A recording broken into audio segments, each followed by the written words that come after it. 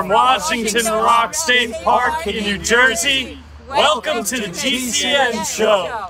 Welcome to the GCN Show. Coming up this week, why do so many of us cyclists look so grumpy? Is cycling that bad? Are we really grumpy? Or do we just look it?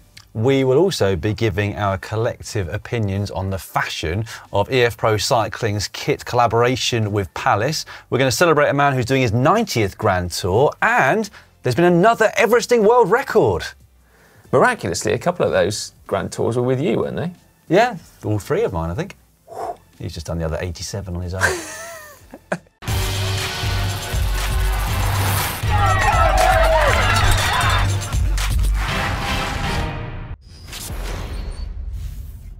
This week in the world of cycling, we learned that even elite world champions are not immune to making amateur mistakes. Poor old Julian Alaphilippe celebrated too early, gifting Primož Roglic the win in one of the biggest one-day races of the season, Liège-Bastogne-Liège. Yeah, the consolation for Alaphilippe was that he actually got relegated to 5th place anyway, because he deviated from his line a lot in the sprint. He did. He did say afterwards, better to be relegated from 2nd than from 1st. So he lucked out from that point. Well, yeah. We never celebrated too early. We didn't, mate, did we? Never celebrated at all, actually. But no. Well, that's not true. I used to do that thing where I celebrated behind a teammate's victory. Oh, that's Only cool. It was never seen because I was 10 minutes behind rather than 200 metres behind, like sprint lead-out riders. We also learnt this week that EF Pro Cycling have raised the stakes with their look at the Giro d'Italia on right now. This is the collaboration between them, their kit partners Rafa and Palace. Hot or not, Dan? Well, as I mentioned on the GCN Racing News show yesterday, it appears to me that older people don't like the kit and younger people love it. So I love it, obviously. Yeah, me too. I really love that kit. Now, unfortunately, though, the UCI didn't seem like they loved that kit. As the EF team boss Jonathan Vaughters pointed out on Twitter, they got hit with a $4,000 fine for rocking up to the team presentation wearing it. Giving them even more headlines and publicity. Well, it's been genius, really, marketing, hasn't it? They've also got matching Cannondales to boot, and in fact, if you want a closer look at one of those, you can find that on the GCN Racing YouTube channel. I also spotted on the Instagram feed of their painter, Dr. Bobby, that he's got his very own custom roadster, which looks very cool indeed. Oh, that does look cool, doesn't it? Yeah. Now, it's also got, I think you'll notice, quite a nice size front chainring on it. Unlike this monster that Bernie Eisel spotted on the bike of TT World Champ Filippo Ganna at stage 1 of the Giro. Look at that, 60 teeth, 60! On to our main topic of discussion for today's GCN show, though, which is why do cyclists look so blooming grumpy? It might, Dan, be because they've just been given a 60 tooth chainring. You look pretty grumpy. I You'd would. be often walking, in fact. Oh, I would, yes. Although nothing wrong with walking, Si. Even professional cyclists walk sometimes. People pay to ride their bikes. Here on the Muur van Gerardsberg on Saturday at the Binkbank Tour, walking beside them. Crikey. And they look pretty grumpy as well, don't they? Particularly that lad from Movistar. And understandably so. There are those rare breed of cyclists that have a grimace that looks more like a smile, aren't there? Well, that's They're true. very fortunate. But in general, I would say a lot of cyclists do look grumpy. I certainly see a lot when I'm out riding. Yeah, well, I'm one of them. People often say that I look grumpy, and they tell me on Strava, which is nice. They saw me out and that I look massive grumpy, but I'm not. Oh, well, that is nice of them to point it out for Yeah. you, Si. I'm sure you look like a ray of sunshine when you go back through your front door. I do, yeah, always. Why do cyclists look so grumpy, though? I mean, is it because the sport is absolutely rubbish and no fun at all? I mean, no, it's definitely not that. Well, sometimes it might be a little bit, mightn't it? It might be a little bit like that, yeah. In fact, I heard reports of a man around the finish area of Liège-Bastogne-Liège on Sunday looking very, very grumpy indeed. Yeah. In a rainbow jersey, Yeah. no less. Anyway, I think that there are a lot of cyclists that do look grumpy, but I think there are plenty of reasons why they might look like that, even though they're quite happy. Well, that's right. Starting with number 1, concentration. You've got to concentrate pretty hard when you're riding, don't you? And you don't want to concentrate on trying to look happy, do you? No. You're in the zone. Yeah. It's a bit like when we're writing the GCN show, isn't it? That's right, 100% focus. Sometimes you do laugh, though, don't you, when you think you've just written something. Me, yes. Yeah, you do, yeah. Yeah. Well, I mean, somebody's got to laugh at my jokes, don't they, Si? Well, I was just thinking whether the most obvious reason for looking moody on a bike is that cycling can be quite hard. Well, there is that. Certainly the way I like to ride a bike, which is basically as hard as I possibly can in the time I have available. But ironically though, that's actually when I'm at my happiest on the bike. If you made me dawdle, I really would look grumpy, because I would be. I'll tell you when I'm at my happiest on a bike. It's when it contains an e-motor inside it. I've been really happy with a smile on my face often on e-bikes. And in fact, I noticed whilst you were filming that Canyon e-bike video, you weren't just smiling, you were pretty much laughing. I was. It was absolutely mental, that bike. I couldn't stop. I think it's true what you were saying though, and it's probably the same and true for all cycling enthusiasts, is that we are all into this sport to achieve something from it. And it's hard to achieve anything from cycling really if you are cycling around and dawdling around at sort of recovery pace, looking happy. Yeah, well that'd be interesting to hear your thoughts on that one. I also wonder whether fashion has something to do with it, you know? Not Lycra, massive sunglasses. They're all the rage at the moment, very cool. Have you got some? Yes, yeah I do. Perhaps not as big as some, but they're pretty big. But they mask all emotion, don't they? Whether it's good emotion, whether it's grumpiness, it's just like, you know, you can't see anything, can hidden. you? And actually I noticed most of all on the Zwift racing early in lockdown is that you could see, for once, the riders' like pain etched across their faces, which normally is completely hidden from you. No, not seen that for many, many years. No. Have we? Before Oakley came into the sport, really. Well, basically, yeah. Maybe it's something for the UCI to investigate. Maybe they should ban shades from pro racing. Yeah, there is actually a commission already. They're onto it. In all seriousness though, I do wonder, part of the reason why cyclists might look grumpy is actually, it's escapism, isn't it? For many of us, certainly myself, when I'm riding on my own, I'm alone with my thoughts. I'm just kind of processing stuff, whether it's good or bad. And so therefore, my face is just kind of, just like hanging there, really, isn't it? Is it? Hang on a minute, let me... Oh my goodness, yeah, that does look really grumpy, yeah. But I'm not, it's just hanging. Well, I can apparently be like this off my bike as well, in normal life. Apparently, I often look grumpy, but actually I'm quite happy inside. Yeah, well, yeah, I mean, it's good to know that after 9 years, Dan, but because you know, often do look grumpy. Yeah. But no, like you mentioned earlier, I might look a bit grumpy when I'm riding sometimes, but when I walk through the front door, my face is lit up like a sunbeam. I am happy. In conclusion then, what we're saying is that cyclists have a lot of good reasons to look grumpy, but that when they do look grumpy, they're not actually grumpy, or at least not very often. No. There was that time when you cried riding into a headwind, wasn't there? There was you that, looked pretty grumpy there. And like I said, I am apparently looking grumpy off the bike as well, but it's like a poker face to mask my general joy at being alive and well on planet Earth. Even that doesn't look terribly genuine. Oh dear. Anyway, of course, we would like your opinions on this. Are you a cyclist that looks grumpy but it's actually happy? Or do you look grumpy and you're actually grumpy? Or do you ride around with a smile on your face and you are happy as well? If so, please let us know how you do that in the comments down below. Yeah, I'm particularly interested to know why you're grumpy if you're riding. So let's see if we can do something about that in future weeks. Next up, your weekly GCN inspiration with free prize on offer every single week here on the GCN Show. Third prize this week are some Stripes socks, Italian version. And the winner of those socks is Riley Anderson 3K. The hills around Malibu are absolutely gorgeous this time of night, and the roads are seemingly endless, twisty, turny goodness.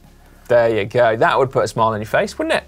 Right, second place this week, winning a Stripes fan jersey is TP's 1005 with this awesome photo. It said, part of an epic ride I did in Vermont, perfect weather, perfect gravel, perfect scenery. And that does look pretty special. When the trees turn that colour, it looks amazing. Yeah, it I does, love this time of year, I've got to say. Would it put a smile on your face? You saw that? Would you be riding up that road grinning? It would put a smile inside. Yeah, see? This is the thing. Like, it just wouldn't burst forth. No. There we go. Anyway, first prize this week, also with an Italian theme, is the complete Stripes bundle. And that prize is going to Monty 612, making the most of the evening sun in the Peak District. Yeah, here in the UK. That is a banger of a photo, isn't it? Look at that. Cheeky little bit of road disappearing off into the distance. Yeah. Beautiful bright sunshine, which you don't get that often in the Peak District, do you? No, you don't. No. Actually, the last two photos didn't have a bike in sight, and barely a bike in sight on the first one either. Just goes to show you, though, this is all about inspiring people to get out on your bikes, and you don't necessarily need to see a bike to do that. Just some amazing roads and some amazing weather. I don't think that would put a smile on my face either, that one. Not a visible one. I mean, that photo's brilliant, but still, I'd be inside thinking, like, this is great. Yeah. Social media gold, though. The likes put a smile on your face, though. No, just inside. The internal endorphins. Well, there's a specific name for that, isn't there? Yeah, there is. Anyway, we're digressing. We'll get back to you with that one. Of course, if you want to get involved ready for next week's show, all you need to do is upload your inspirational photos to the GCN app. Is it serotonin? Yeah, something like that.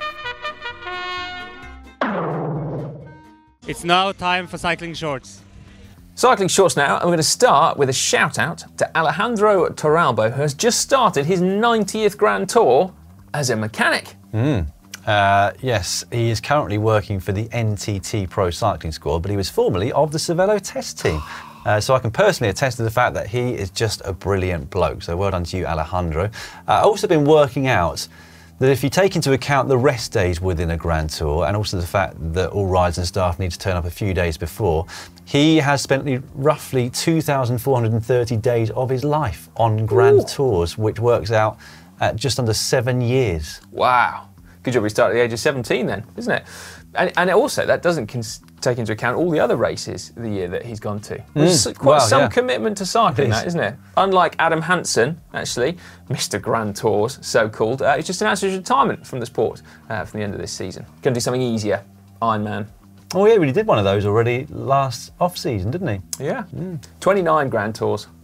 yeah, only the 61 short of Alejandro. Right then, on to some science now, courtesy of the Cycling Science Twitter feed.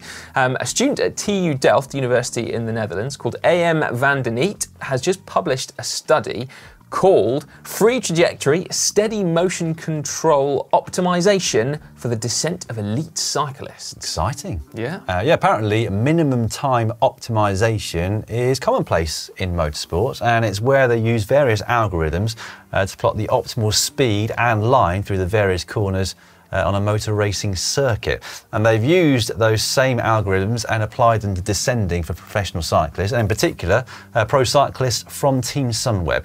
What have they found?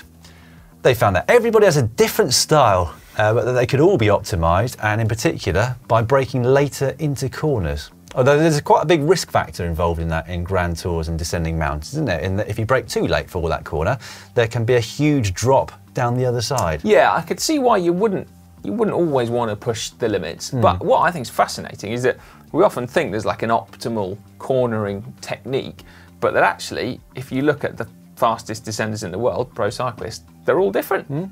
Now, someone who got a whole load of descending practice in last week was Sean Gardner, who, wait for it, broke the Everesting world record. That's right.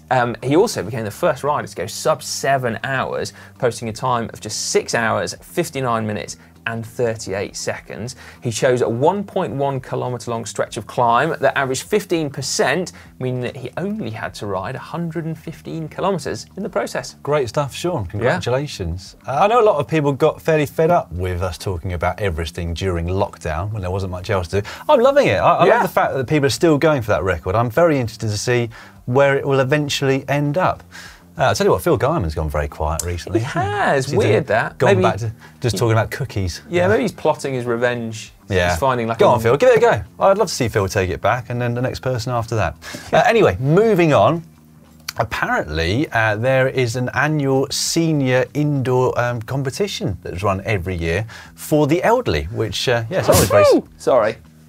Which, yes, I was very surprised about too. Yes, thank you very much to @CoughMedicine on Twitter for the tip-off there. Bit of an inauspicious Twitter handle, really, that, given the current pandemic, but I'm presuming that they registered it before February. She did, yeah, 2009, I checked. Because, yeah. Anyway, as I said, this is apparently an annual competition that is run by a company called Moti Tech. They've got something called Moti View, which is an indoor exercise bike, which also includes sound and vision. So it allows people that are riding it to ride basically through familiar territory, or maybe through some memories from childhood, which in turn apparently really helps patients that are suffering from dementia, which is great. Yeah, and also potentially helping patients who are massively competitive, because the results are staggering. So in the women's category, Catherine Mør of Norway posted 4,400 kilometres over the 26 days of competition. Yeah, and the men's winner went even further. Norman Coate of Canada did over 6,000 kilometres. Crazy. It's like a double Grand Tour, isn't it? It is. And the most depressing thing about all of this, Si, is that we're not even going to be winners in our 80s. No. Which I thought I might be. Who knows what drugs they're on, though? Well, I suspect tested. Quite the cocktail by that point. But no, well done. Like, very, very impressive. And I love the thought of that Motiview stuff for people with dementia. I think that's great. We're going to move on to mountain biking now. Please stick with us just for a few moments, because we're talking about the World Cups that took place last week. Current World Cyclocross Elite Champion, Ceylin Del Carmen Alvarado, and then the silver medalist from that same race, Tom Pidcock. The men's race, technically. Yes, the same UCI World Championships, let's say. Well, they both won World Cups in the under-23 category last week. They did indeed. They smashed it, in fact. In Pidcock's case, almost unbelievably, his first of the 2 wins, because they'd condensed 2 rounds of the World Cup into 1 meet, basically, came just 4 or 5 days after the Elite Men's Road Race World Championships, all 260k of it, where he was in the mix until the very sharp end. I can't imagine like recovering from that. Plus, he posted the fastest time of the whole event, so elite men included. So that's some talent, isn't it? And started from the back of the grid. And start from the back of the grid, which... and we both know how hard it is to start at the back of the grid, because we started there most of the time. Yeah, we did. Yeah. It was impossible to move up. But, it was with our legs. Yeah, things have changed now. It's much easier, I've heard. yeah, advantageous probably to start at the back than the front, isn't it? Yeah, slipstreaming. Just whilst we've got your attention on the off-road stuff, I should also mention that actually cyclocross, not in full swing, but the season has definitely started and will continue this coming Saturday with the first round of the Super Prestige from Gieten in the Netherlands. That is available in all territories except for Belgium that we have on Race Pass, so tune into that. Hack/Bodge of the week now. And before we get on with the hacks and bodges, we have got an update for you. We do indeed. See, we did that app update.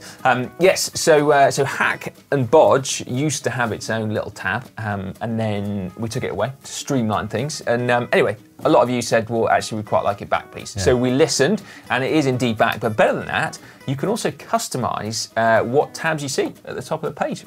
So you could have only Hack and Bodge if you wanted to. But, and we're going to guess that if you are still with us at this point in the GCN show, you would like to have Hack and Bodge on the GCN app. Yes. Certainly these next people will, because we're going to feature them on the show now. And we're starting with this one from Boyrate. Boyrate? All these usernames. Ye old knacker clacker. Straight after the first class of Zwift Academy 2020 was the best time to show this off. An indoor pedestal for laptop, refreshment, fuel, sweaty rags, etc. Designed and created by my son for recent Australian Father's Day. Nice. All mainly consisting of an old 26 alloy metal mountain bike wheel, should I say, as the base and table and the struts. Looks pretty cool, that, doesn't it? Does look good, yes. I like. What a great Father's Day present that is. That is good, isn't it? Hack from me. Hack from me as well. Yeah. Well, I'm surprised that 41% of people deemed that to be a bodge. Well, 26-inch wheels. They a lot of people like, you know, they're just out of fashion, aren't they? So, yeah, a lot of people probably say that's probably why you got to use that wheel. Well, good point. As a base, I'm guessing. Yeah, right. How about this one from Josh Oakley? Look at that. I've been playing around with engraving and decided to engrave my bike stem. This was about 3 to 4 hours of work, and I used automated paint to seal it. Now, I fancy myself an engraved stem. Looking at this, I just think that's brilliant. And do you think you could replicate anything like that? No, not at all. What I mean is, if someone was up for engraving, I can just imagine next time I see you, it's just got like "Sigh" written with what do you call it? A compass. Blimey. God, brain's not working today. Anyway, that's a hack from me, definitely. It looks brilliant. Massive hack from me, yeah. 78% going hack on that one. Again, I thought it'd be slightly higher than that. Why would 22% of people say there's a bodge? That's wicked. I love this next one from Robert Bateman47. Used an old piece of kitchen cabinet helmet rail to mount my Eddie Merckx to the wall in my training room. Had the bike since 1991 when I was lucky enough to go to the Merckx factory to pick up the frame, get a guided tour and go for lunch with Eddie. Blimey. Wow. Nobody likes a name dropper, although I did once have dinner with Andrew Ridgeley. Look him up if you need to. Who's Andrew Ridgeley? From Wham. Oh, right. Good name drop, mate. Cheers, mate. To be fair, yeah, Robert, that is so cool. I can't believe it. You are one lucky chap, and that looks like a very nice room as well. That's a hack from me. A hack from me as well. Yeah. And it's 86%. So the biggest differential so far. I suspect people might have been swayed by the story about Eddie Merckx as opposed to literally just the bike mount. Yeah. Otherwise, it's just a pelmet. Yeah, it is indeed. Yeah, which is probably a bodge. But anyway, no, I think it looks cool. Right, next up, we've got this one sent in by Ride for Life. Now, I'm terrified, frankly, Dan. So basically, he said, I've upgraded my bike to Ultegra Di2, but I didn't want the junction box strapped to my handlebars. So I cut a hole in the frame and then used epoxy putty to build a mould for the junction box in the down tube and put on a fresh coat of paint to smooth out. Now, I'm no carbon engineer, but the idea of cutting bits of your frame out, like that. Next step, a bead-on shaped hole in the down tube to neatly rest your bottle in. To negate the necessity for a bottle cage. And then the step after that is probably that your down tube's in 2 bits, isn't it? So, I don't know, maybe a carbon engineer could comment as to whether or not this is structurally sound or not, but I'm afraid your amazing hack is actually potentially just written off your frame. Well, I'm going bodge. Yeah, I'm going bodge. Yes, well, surprisingly, Si, we are in the minority in saying bodge. Only just, but 47% saying bodge. 53% think that's a hack, which is slightly worrying. Maybe they're carbon engineers and they know better than we do. Yeah, good luck with everything in the future. Bear in mind, rather than hacking holes in your frame, you can get handlebars now, of course, where you can get your Di2 junction box in where the bar end plug used to be, and then the cable runs just inside the bars. So that's a safer option to hide your which should allow you to get down descents with your bike in one piece, and yourself as well, which is always a bonus. Next up, from Graham HR, makeshift Garmin mount. On a recent visit to see my daughter in British Columbia, Canada, I rented a specialised tarmac but forgot my Garmin mount. I folded paper towel and clear tape rescued my rides, and I even got a KOM on a descent. Boom! That's pretty cool, isn't it? Looks better than my makeshift Wahoo mount that featured in a couple of GCN videos recently with one solitary zip tie, which many of you commented on, and I do apologise again for that, but needs must. Oh, well, I'm saying hack for this one because he wanted to get his ride data and he got a KOM. So although tape doesn't look particularly pretty, it did the job for what he needed at the time. No point in spending a load of money for one bike or one ride on a rental bike, is there? No, that's a good point. I'd be tempted to put the Garmin in my pocket, but still, that's pretty neat. I like that. Yeah, that's a hack from me as well. Yeah, again, we're in the minority. 76%, quite understandably, I guess, saying that sellotape is a bodge. Don't forget to get involved for next week's show then. The ones that you got to vote on are already up on the app in the Hacks and Bodges tab, which if you can't see it, you can go to the customisation panel. It's time now for Caption Competition, that part of the show where you get your chance to get your hands on a coveted GCN Elite water bottle, as modelled by Dan. Now, you have to put a witty caption in the comment section down below. We'll give you the photo in a minute, but of course, it's the results from last week first. But this was your photo. This was your photo, yes. And the winner, with a far superior caption to mine last week, is Richard Conway, who put, "Si and Dan found yet again slumped over the bar after work." Well, that could technically be during work, couldn't it, for us? Yeah, We're it could, very absolutely. lucky people. Yeah. Yes, very well done to you, Richard. Your caption last week, actually, it kind of defines instantly forgettable, because I cannot for the life of me No, I can't remember either. I probably deliberately forgot it, because I do remember it was rubbish. Anyway, you're going to start us off on this week's photo, Yeah, speaking of instantly comes forgettable. from Giro d'Italia. Okay. The experimental bike rugby competition at the Giro d'Italia is going to be a one-off, unfortunately. How was that? Yeah, brilliant, mate. Yeah. Give us your captions in the comment section down below. We'll pick a winner next week. That must be one of those times when you were actually really happy and laughing, but your face Oh, did I not move. show it? No, Oh, no, sorry. didn't even flicker. It's a bit weird. We will shortly let you know what's coming up on GCN over the next week. But first up, 4 of our favourite comments from the previous 7 days worth of videos, starting with a couple that came in under things not to do on your bike. Starting with Cheese Sandwich 123. Manon runs in cleats on wet pavement better than Ollie runs cyclocross. Actually, should we stop for a moment and get a clip of Ollie running? It's great, isn't it? Yeah.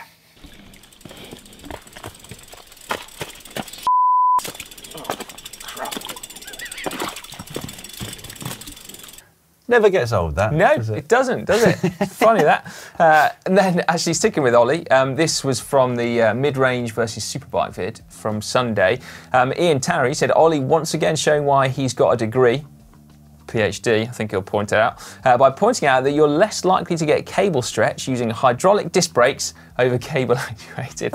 Yeah, that's a good point. You are highly unlikely to get cable stretch with hydraulic discs. Well, it's true what he said, isn't it? Well, I mean, it is true, yeah, absolutely. Meanwhile, under last week's show, Bobby Mack.